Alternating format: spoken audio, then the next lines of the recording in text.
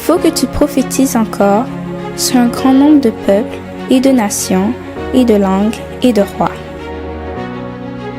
Apocalypse 10, verset 11. ASJH 1889 du Cap Haïtien.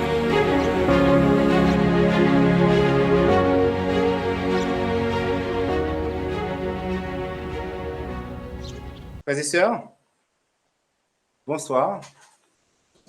Que la grâce et la paix de Dieu vous soient données de la part de notre Sauveur Seigneur Jésus-Christ. Amen. Et nous saluons nos frères qui sont sur YouTube et ceux qui nous écoutent sur Google Meet. Nous allons faire une courte prière avant de commencer. Prions.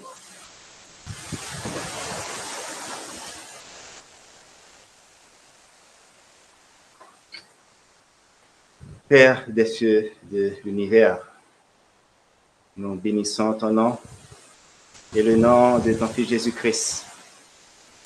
Merci de nous avoir motivés à faire ce séminaire, Seigneur, et sur le thème de l'alliance éternelle. Nous savons qu'il y a beaucoup de choses à voir dans ce thème.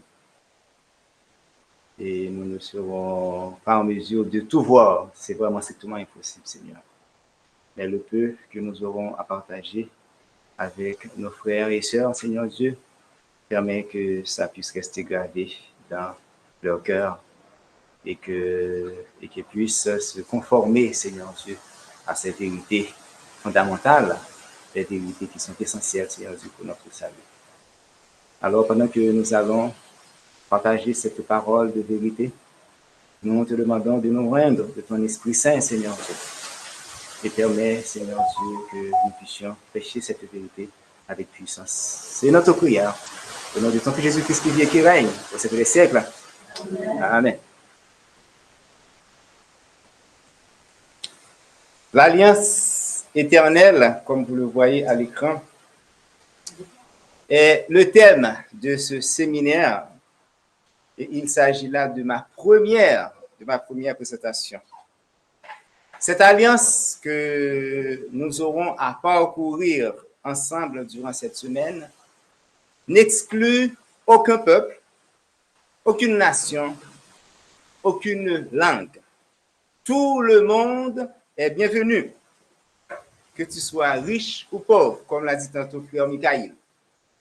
En acceptant Jésus-Christ dans notre vie, nous sommes automatiquement attachés à cette alliance et nous faisons partie intégrale de l'Israël spirituel, bien entendu.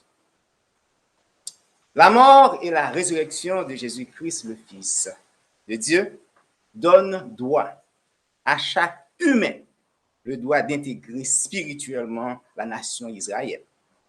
Ces hommes et ces croyants deviennent incontestablement les enfants de la promesse. Romains 9, versets 6 à 8 est notre premier texte qui nous dit « Ce ne sont pas les enfants de la chair qui sont des enfants de Dieu, mais que ce sont les enfants de la promesse qui sont regardés comme la prospérité. » Galates 3, versets 28 et 29. Il n'y a plus ni juif ni grec. Il n'y a plus ni esclave ni libre. Il n'y a plus ni homme ni femme, car tous vous êtes un en Jésus-Christ. Et si vous êtes en Christ, et qui est heureusement le cas de chacun de nous ici, pas vrai? Eh bien, vous êtes donc la prospérité d'Abraham, héritier selon la promesse. Dans l'alliance éternelle, alliance grâce à Dieu qui est encore valide pour ceux qui n'ont pas encore pris personnellement la décision de l'intégrer. Dans cette alliance, nous voyons les promesses faites à Adam et Ève, à Abraham et à la nation d'Israël, et qui est concrètement la promesse de l'héritage céleste en Jésus-Christ, qui est l'homme de l'alliance.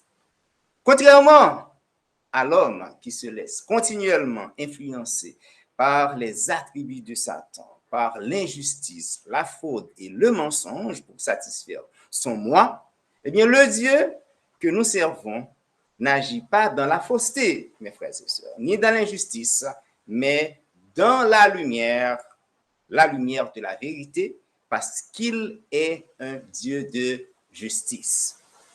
Cela nous rappelle l'histoire d'Ésaü et de Jacob, ce dernier qui avait utilisé la fraude pour avoir la bénédiction de son frère. Dans son livre L'Alliance éternelle, les promesses de Dieu, Eddie Waggoner a fait cette déclaration au sujet de cette histoire. Il nous dit: Jacob avait acheté à Ésaü le droit d'aînesse pour une assiette de nourriture, et par la fraude, il avait obtenu de son père la bénédiction de la primogéniture. Bénédiction qui est naturellement réservée au premier-né.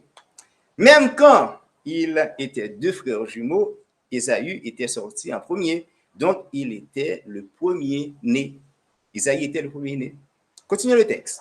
Mais ce ne sont pas de telles méthodes que l'héritage que Dieu promit à Abraham et à sa descendance. OK? Et je reprends. Mais ce ne sont pas par de telles méthodes que l'héritage de Dieu promis à Abraham et à sa descendance s'obtient. Promesse l'Éternel là, pas de fraude là-dedans, mes frères et sœurs. C'est un bagage qui fait dans la vérité. Dans la vérité. On a continué le texte. Il fut assuré à Abraham au moyen de la foi, et personne ne peut espérer l'obtenir dans la tromperie ou la force. Aucun mensonge ne provient de la vérité. La vérité ne peut jamais être servie par la fausseté. On a continué. L'héritage promis à Abraham et à sa descendance était un héritage de justice. Je pense que j'ai fait une erreur. OK, ici. OK. L'héritage promis à Abraham et à sa descendance était un héritage de justice. Il ne pouvait donc pas être obtenu par aucune injustice. Les biens terrestres sont souvent obtenus et entretenus par la fraude, mais il n'en est pas ainsi de l'héritage de l'Éternel. La seule chose que Jacob obtint par sa subtilité et sa tromperie fut de faire de son frère un éternel ennemi. Et il devint un exilé de la maison de son père. Pendant plus de 20 ans, de plus, il ne revit jamais plus sa mère. Sa mère qui l'aimait profondément et que Jacob aimait à son tour, mes frères et sœurs. Déjà, nous voyons que la vérité est une chose essentielle et importante dans l'alliance éternelle. Si les hommes utilisent la fraude pour se procurer des biens terrestres, il n'en est pas ainsi de l'héritage céleste.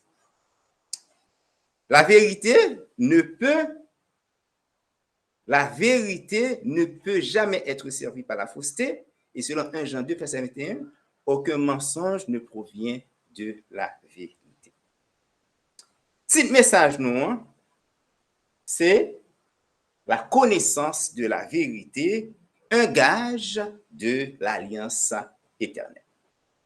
Et verset approprié pour cette précitation se trouve dans le premier épître de Paul à Timothée, 1 Timothée 2, versets 3 et 4. 1 Timothée 2, versets 3 et 4. Car cela est bon et agréable aux yeux de Dieu, notre Sauveur, qui veut que tous les hommes soient sauvés. Déjà, nous voyons que la volonté de Dieu, c'est que tous les hommes soient sauvés. OK. Et qu'il parvient à quoi? À la connaissance de la vérité. L'Éternel désire voir le salut de tous les hommes. Il n'aimerait pas qu'aucun de nous périsse. Cependant, la connaissance de la vérité est la base de son salut. Pourquoi? Parce que la vérité est le principe qui sanctifie l'homme. Sanctification sans laquelle personne ne verra le Seigneur. Donc, notre devoir est de chercher la vérité parce qu'il ne peut y avoir de transformation de caractère dans le mensonge. La religion de Christ ne s'exerce que dans la vérité. Message choisi, volume 2, page 64, paragraphe 1. Message choisi, volume 2, page 64, paragraphe 1. Lisons. Un mensonge reçu avec foi ne peut exercer une influence sanctifiante sur la vie ou le caractère. Aucune erreur n'est vraie. Le fait de la répéter ou de la croire ne la transforme pas en vérité. Prenons par exemple la Trinité, mes frères et sœurs. C'est une fausseté doctrinale qui se trouve malheureusement dans toute la chrétienté. Cependant, le fait que tous les chrétiens l'enseignent ne la transformera jamais en vérité, pas vrai? Jamais. Nous continuons. Jamais la sincérité ne pourra dispenser une âme de subir les conséquences d'avoir cru et une erreur. Tu peux être sincère dans ton erreur. Jamais tu ne pourras être sanctifié et jouir de l'alliance éternelle. Il n'y a pas de vraie religion sans sincérité, mais un homme ne sera pas sauvé pour avoir accepté sincèrement une fausse religion. La vérité est le principe qui sanctifie. À nous de savoir où se trouve la vérité. Il ne peut y avoir alliance entre nous et l'Éternel dans le mensonge. La vérité est conditionnée à l'alliance éternelle. L'Éternel a compassion des ignorants, de ceux qui peuvent ignorer la vérité. C'est pour cela qu'il trouve toujours un moyen qui lui semble efficace d'atteindre ses cœurs. Cependant, il a horreur de ceux qui rejettent délibérément la vérité. Vérité qui est essentielle à la fois, mes frères et sœurs, de l'expression l'ignorance volontaire de la vérité. Rejeter intentionnellement la vérité, c'est rejeter la vie sans fin qui se trouve dans l'alliance éternelle, dans Jésus-Christ qui est l'homme de l'alliance. L'alliance éternelle, les promesses de Dieu, page 221, nous lisons. La loi vient de ce qu'on entend, la foi, merci ma femme. La foi vient de ce qu'on entend, et ce qu'on entend vient de la parole de Christ. Donc, la profession de foi de celui qui rejette certaines paroles de Dieu est vaine. L'homme doit vivre de quoi? De toute parole qui sort de la bouche de Dieu. Si un homme ne connaissait qu'une seule parole de Dieu et qu'il l'accepte réellement comme la parole de Dieu, en vérité, il serait sauvé par elle. Dieu a compassion des ignorants. Il ne réclame pas d'une personne une certaine connaissance avant de pouvoir la sauver. Mais l'ignorance volontaire est une chose bien différente. L'ignorance d'une personne peut être le résultat du rejet délibéré de la connaissance et celui qui agit ainsi rejette la vérité. Frères et sœurs et amis, pas jamais rejeter la vérité. Il n'y a pas de foi sans la parole de Dieu qui est la vérité. En dehors de cela, notre foi est vaine et sans fondement. Cette parole, c'est la vie. Et c'est absolument de notre devoir, le devoir du chrétien de vivre de toute parole qui sort de la bouche de Dieu. Il n'est pas du tout sage de rejeter la vérité.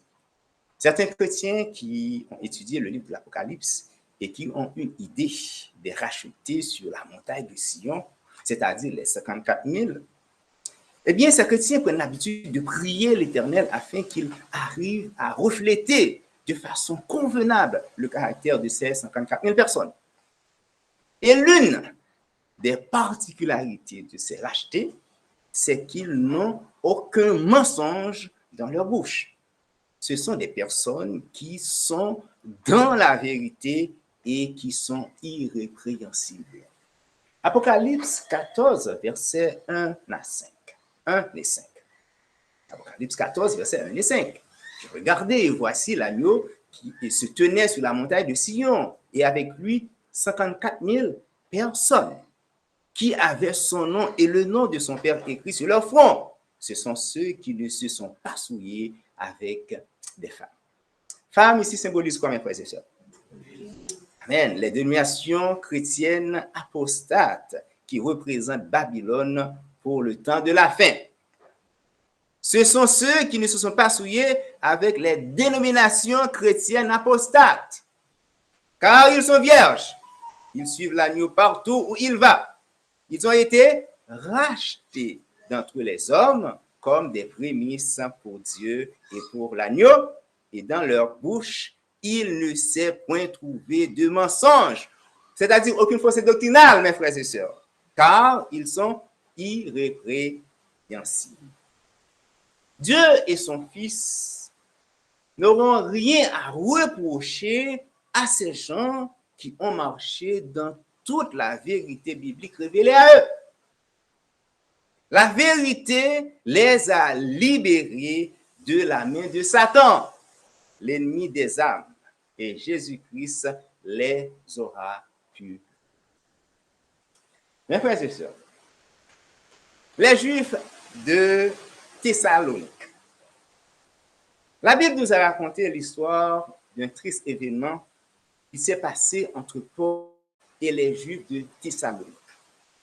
Ces Juifs qui avaient chassé Paul de leur territoire, qui l'avaient poursuivi où?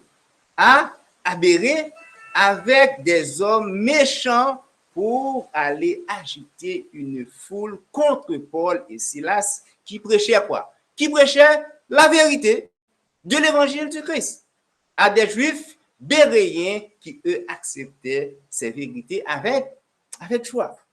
Mais rendons-nous dans le livre des Actes. Cette histoire se trouve dans le chapitre 17. Nous allons lire les versets 10 à 14. Acte 17, versets 10 à 14. Aussitôt, les frères firent partir de nuit Paul et Silas pour Bérée. C'est-à-dire c'est un départ secret de Thessalonique à Bérée pour l'apôtre Paul et son collègue, parce que ces Juifs de Thessalonique voulaient à tout prix les éliminer. Lorsque Paul et Silas furent arrivés, ils entrèrent dans la synagogue des Juifs. Ces Juifs avaient des sentiments plus nobles que ceux de Thessalonique, mentalité différente. Qu'ont-ils fait? Ils reçurent la parole avec beaucoup d'empressement et ils examinent chaque jour les Écritures pour voir si ce qu'on leur disait était exact. Plusieurs d'entre eux crurent, ainsi que beaucoup de femmes grecques de distinction et beaucoup d'hommes. Mais il y a toujours un mais, mes frères et sœurs. Toujours un mais. Et ce mais concerne les Juifs de Thessalonique. Mais quand les Juifs de Thessalonique surent que Paul annonçait aussi à Bérée la parole de Dieu, ils vinrent y agiter la foule. Alors, les frères firent aussitôt partir Paul du côté de la mer. Un autre départ vers la mer. Départ qui est très symbolique, mes frères et sœurs. Pourquoi? Parce que la mer symbolise quoi? Symbolise des peuples, des foules, des nations et des langues. Deux expériences et deux mentalités différentes. Une bonne et l'autre mauvaise. La bonne, c'est avec les Béréens, expérience qui a mis certainement de la joie au ciel parmi les anges. Pourquoi? Parce que plusieurs de ces Juifs avaient accepté la vérité, ils voulaient conserver leur alliance avec leur Dieu. Et ensuite, la mauvaise, c'était avec les Juifs de Thessalonique qui ont fait la joie de qui? De Satan, en amenant des méchants pour contrecarrer la vérité. Acte 17, verset 5. Mais les Juifs jaloux prirent avec eux quelques méchants hommes de la populace, provoquèrent des attroupements et répandirent l'agitation dans la ville. Ils se portèrent à la maison de Jason et ils cherchèrent Paul et Silas. Pour faire quoi? Pour les amener vers le peuple. Que nos frères et sœurs ici et ceux qui sont en ligne avec nous puissent avoir le même comportement des Béréens. Nous avons une question pour vous, mes frères et sœurs. Aimez-vous quand une personne vous mente? Quand vous nous mentez, nous aimez ça? Non. Good. Si vous comprenez, nous aimons les gens nous la vérité. C'est ça? Good. Gloire à Dieu. C'est déjà un bon début. Pour quelle raison nous posons la question ça? C'est parce que moi, je connais un groupe de rebelles qui paraît entendre la vérité. Et chose bizarre, mes frères et sœurs. Le groupe ça, il fait partie du peuple de Dieu, des Israélites, des gens formés qui croyaient et qui soupiraient à la première venue de l'homme de l'Alliance de l'Éternel. L'Éternel qui voulait les aider leur avait envoyé son prophète pour les conseiller et les guider. Ces gens osaient dire au prophète de l'Éternel de leur prophétiser des mensonges. Il n'était pas intéressé à entendre la vérité du prophète. Vérité venant de la part de qui? De leur Dieu. Ésaïe 30, verset 1 à toi. Le téléphone, s'il vous plaît. Et 9 et 10.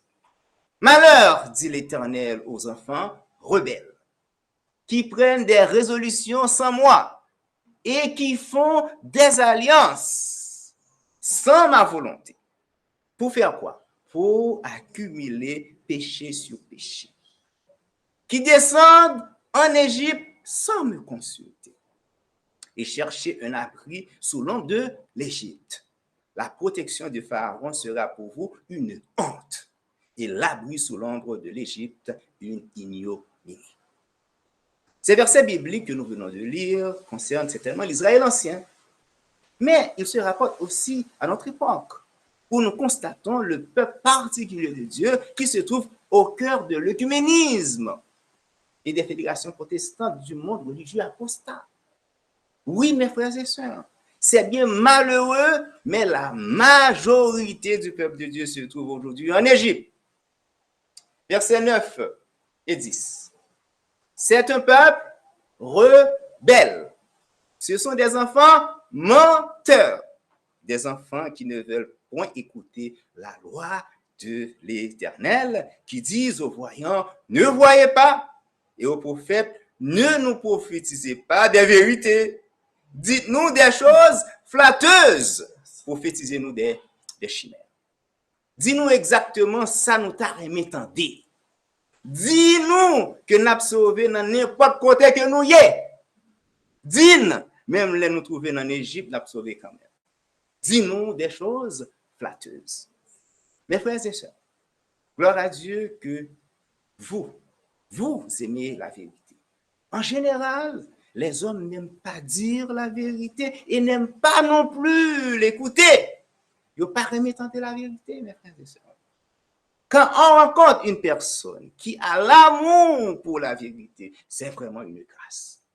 Une grâce divine.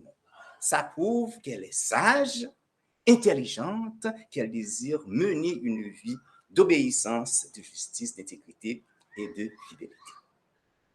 Il y a un gros proverbe tout court et très populaire qui dit comme ça, la vérité blesse. Tout en sachant aussi qu'elle peut être comparée à une épée. Donc, en prêchant la vérité, les paroles prononcées peuvent blesser spirituellement des âmes. Cependant, ce n'est que dans le but de les ramener dans l'alliance éternelle, afin de jouir l'héritage céleste qui est en Jésus-Christ. Jean-Baptiste était un homme de ce genre, mes frères et sœurs. Un homme qui avait la mission de prêcher une vérité afin d'amener ses frères dans le sentier étroit. Mission de préparer le chemin de notre Sauveur et Seigneur Jésus-Christ et d'aplanir ses sentiers.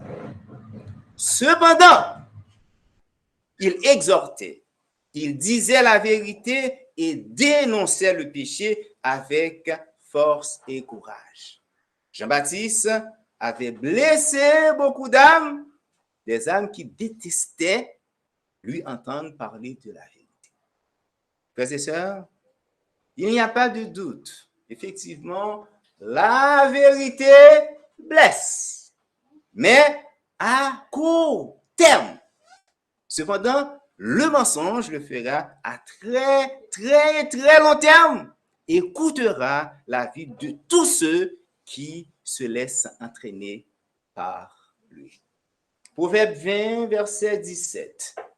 Le pain du mensonge est doux à l'homme, et plus tard, sa bouche est remplie de gravier. Vous cavalez gravier, mes frères et sœurs? Eh bien, le monde qui aime les mensonges, qui va la vérité, eh bien, c'est comme si vous prenez un point gravier, vous dites, valez ça. Il n'y a pas de trahison dans la vérité encore plus. Dans la vérité de la parole de Dieu. Cette parole apporte en tout temps le soulagement. Et le Père et le Fils feront leur demeure chez tous ceux qui acceptent de marcher dans la vérité de sa parole. Jean 14, verset 23, parole de Jésus. Si quelqu'un m'aime, il fera quoi? Il gardera ma parole, parole qui est la vérité. Et mon Père l'aimera. Nous viendrons à lui et nous ferons notre demeure chez lui. La parole de la vérité est vraiment conditionnée à l'alliance éternelle, mes frères et sœurs. Il n'est pas du tout sage de rejeter la vérité. Qui est-ce dans nous qui pas t'aimer que l'Éternel avec Jésus-Christ habite la caille? Tout le monde n'a pas aimé l'Éternel habiter la caille. C'est pas vrai? Amen. Eh bien, l'apôtre Jean aimait beaucoup son élève Gaius. Pourquoi, d'après vous? Parce que Gaius aimait et marchait constamment dans la vérité. Ça descend à lui, Paul lui dit dans son 3e épître. Nous pouvons lire 3 Jean 3, verset 1 à 4. 3 Jean 1, verset 1 à 4. L'ancien à Gaius, le bien-aimé que j'aime dans quoi?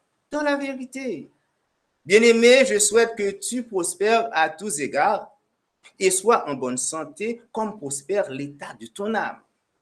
J'ai été fort réjoui. Quelle est la raison d'être de cette réjouissance, mes frères et sœurs? OK?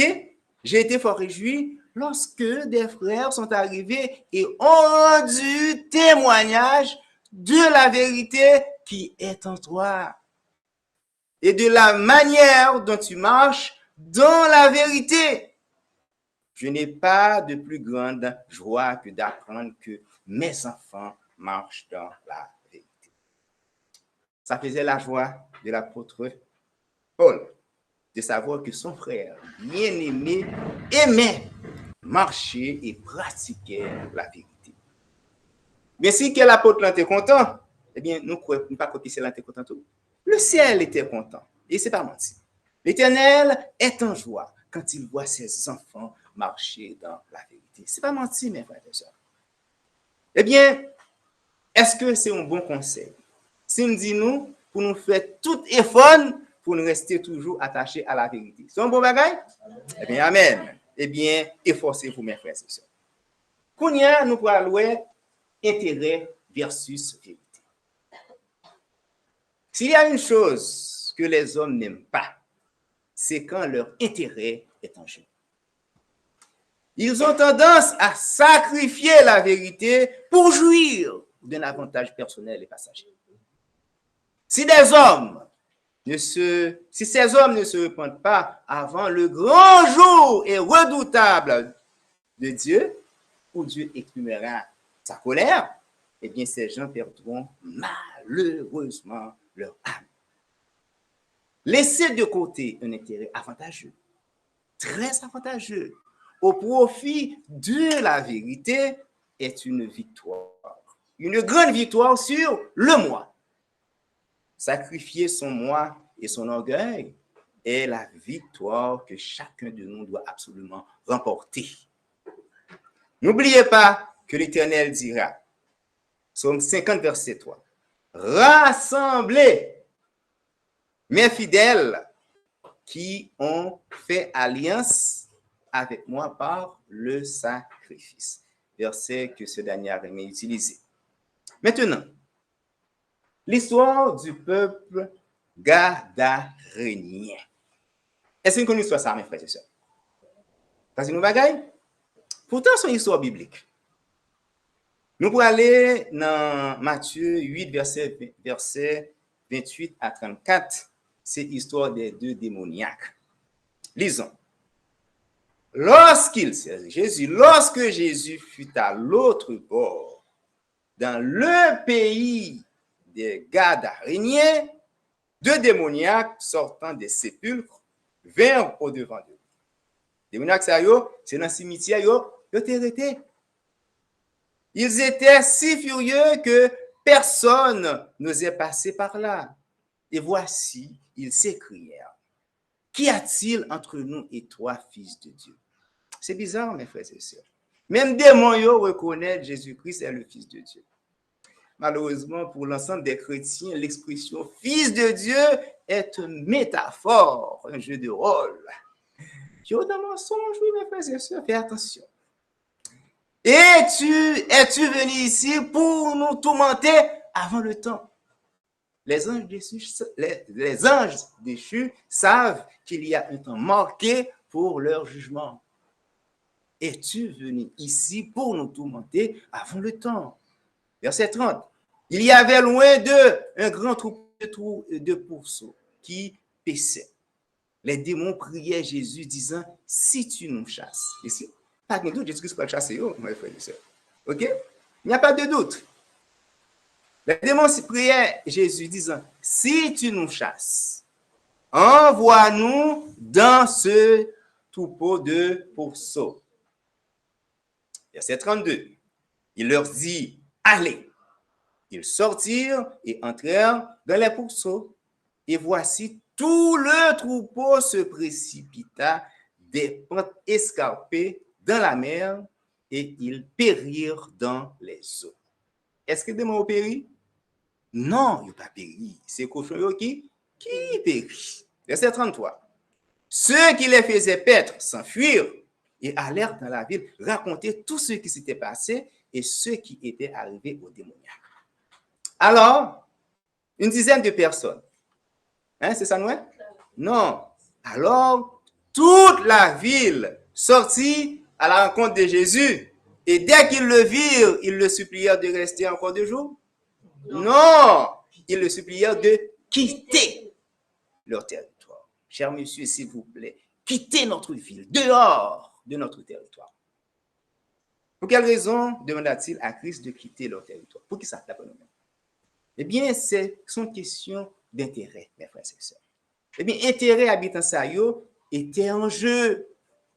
Jésus, le libérateur, était forcé de quitter le plus vite cette ville pour avoir chassé les démons sur les 2 démoniaques et les envoyer dans un grand troupeau de pourceaux qui périrent dans les eaux. Allez, et ne retournez plus dans cette ville. Tu es une menace pour notre intérêt. Eh bien, en chassant Jésus, ses habitants ont chassé quoi? Ont chassé qui? L'homme de l'alliance. La vérité. Celui même qui personnifie la vérité.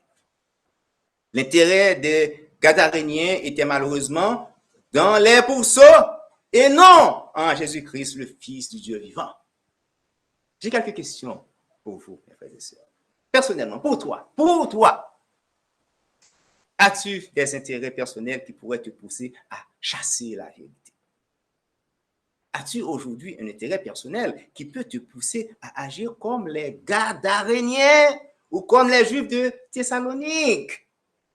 As-tu aujourd'hui un intérêt personnel qui peut t'empêcher à accepter de faire alliance avec l'Éternel dans la vérité de sa parole?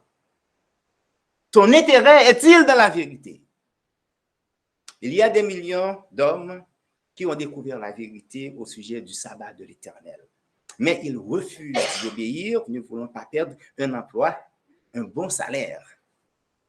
Ne voulant pas déplaire à un pasteur ou un prêtre. Il ne pas quitter ni pasteur ni prêtre intel. Leur relation avec ces hommes est plus importante que de faire alliance avec le ciel dans la vérité. On s'est prouvé à l'Éternel. C'est qui ça qui sent intérêt personnel yo. Bien entendu, ce n'est pas dans des pourceaux, mais c'est dans un bon emploi et un amour pour des mortels qui leur racontent des choses flatteuses. Pas occuper aucun adventiste qui vient parler nous de sabbat. Jésus-Christ a cloué sabbat à la croix. Pas occuper aucun adventiste historique qui vient parler nous de principes fondamentaux et de piliers. Jésus-Christ, c'est pilier nous.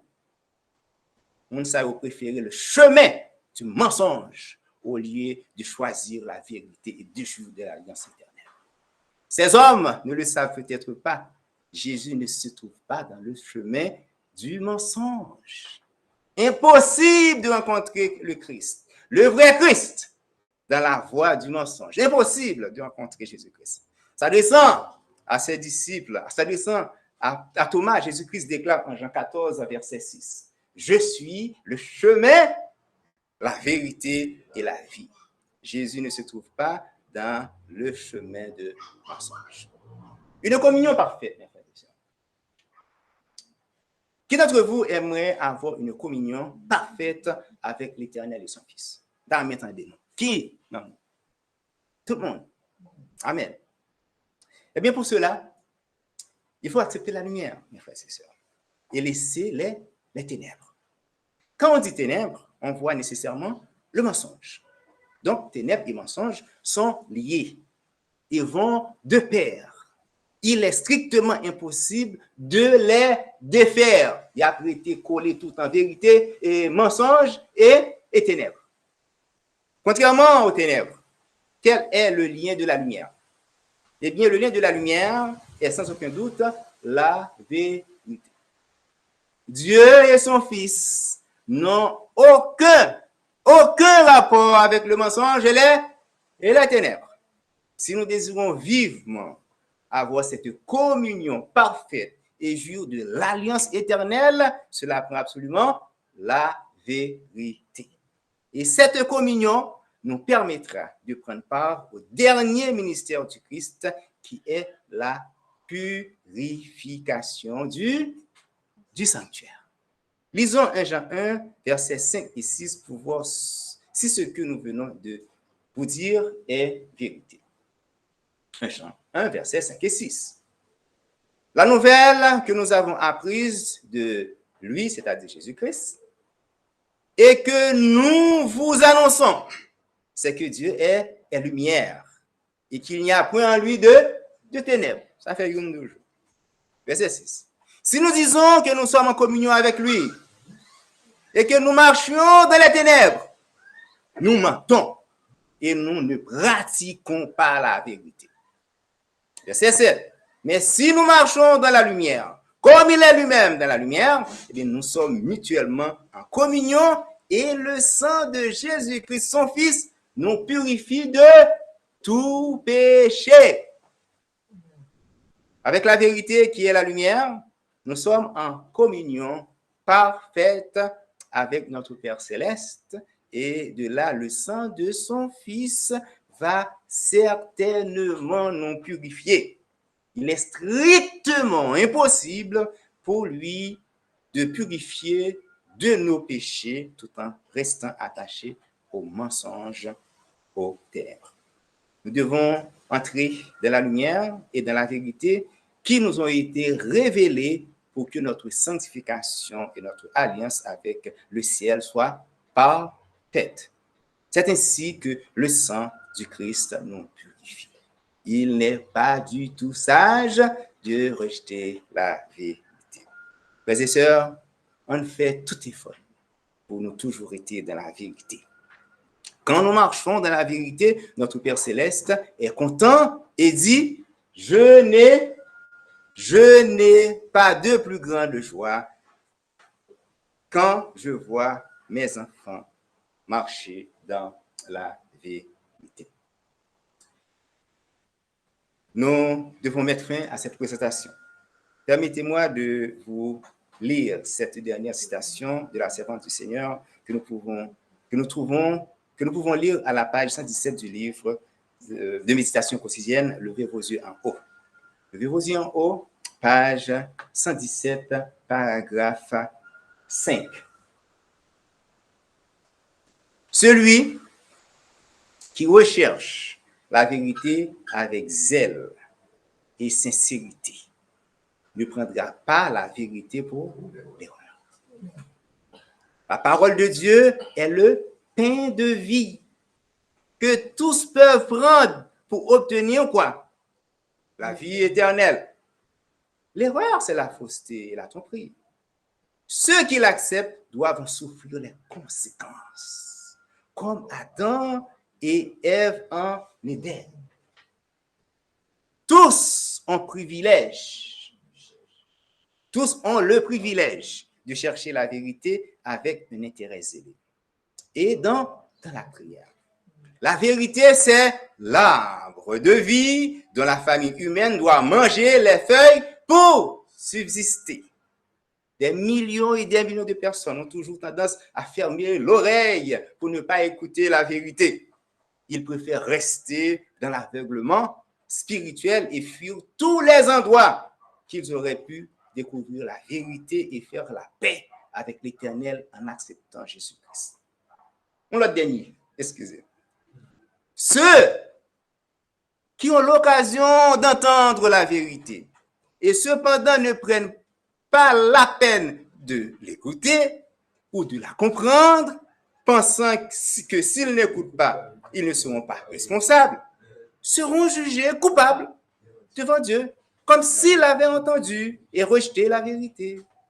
Il n'y aura aucune excuse pour ceux qui choisissent de marcher dans l'erreur, alors qu'ils pouvaient comprendre ce qu'est la vérité. Par ses souffrances et sa mort, Jésus a accompli la rédemption des péchés par ignorance. Mais l'aveuglement volontaire ne bénéficiera nullement de son ministère. Frères et sœurs et amis, il est vraiment important de savoir que l'alliance éternelle sera établie avec les chrétiens qui aiment et qui gardent la vérité. La connaissance de la vérité est réellement un gage de l'alliance éternelle. Je vous lance cet appel, mes frères et sœurs. Qui d'entre vous, dans cette salle, aimerait faire alliance avec l'Éternel dans la vérité de sa parole? Qui est-ce qui t'a jamais fait alliance avec l'Éternel dans la vérité? Mes frères et sœurs, si il y a un monde qui voulait faire partie des apprentisses non théologiquement modifiés, si il y a un monde qui voulait marcher dans la vérité que pionnier New York t'es joint de la part de Dieu, c'est un appel, mes frères et sœurs. Alors, que le Seigneur vous bénisse. Amen. Amen. Nous allons faire un coup de prière. Amen. Gloire à Dieu. Avant que Sœur Pascal vienne pour chanter. Invitez-nous à mettre-nous à genoux.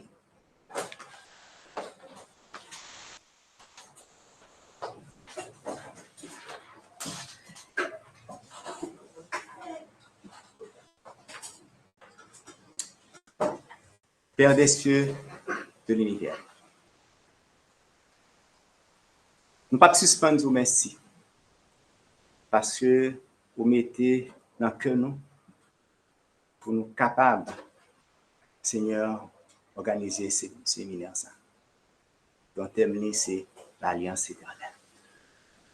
Et nous connaissons que l'alliance ensemble avec vous, c'est pas quelque chose d'important.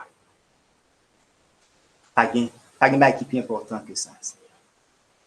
Pour nous-mêmes, les hommes déchus. Eh bien, nous vous remercions parce que vous faites nous voir que la vérité est importante si nous voulons faire alliance ensemble avec vous, pour nous capables d'aller dans le ciel, pour nous capables de vivre sans fin, bien dans Christ Jésus-Christ. Nous demandons vous assembler sa sagesse. Vous frère avec ceux nous, Seigneur Dieu, qui côté nous, Seigneur Dieu, sur les médias sociaux. afin que vous soyez capable de comprendre l'importance de la vérité. Nous demandons au Seigneur Dieu, esprit, nous demandons au Seigneur Dieu, bénédiction, Seigneur Dieu, pour nous-mêmes qui dans la salle, pour frères nous et sœurs nous, Seigneur Dieu, qui à côté de nous en direct. Que nous capables de trouver grâce. C'est dans Jésus-Christ tout que nous faisons. Amen.